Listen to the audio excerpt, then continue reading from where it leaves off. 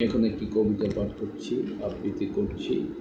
নির্জনে বসবাস কাব্যগ্রন্থের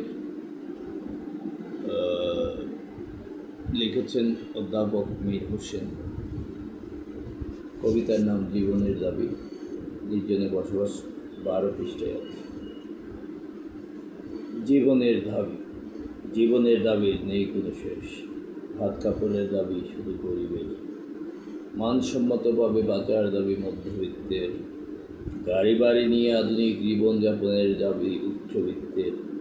জীবনের শেষ থাকলেও দাবির কোনো শেষ নেই, তাই দেখা যায় আমার এই দেশে সুযোগ পেলেই সবাই হয়ে ওঠে অর্থলোভী।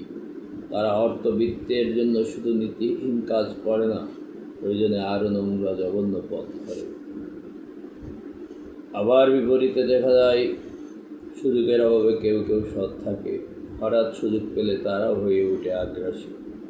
আগের সব বুলি অসার ঠেকে তাদের ন্যায় নীতি সততা সব কিছু নষ্টদের অধিকারে চলে আসে। এখানে সবাই চরম নীতিহীন ও বিবেক হারা।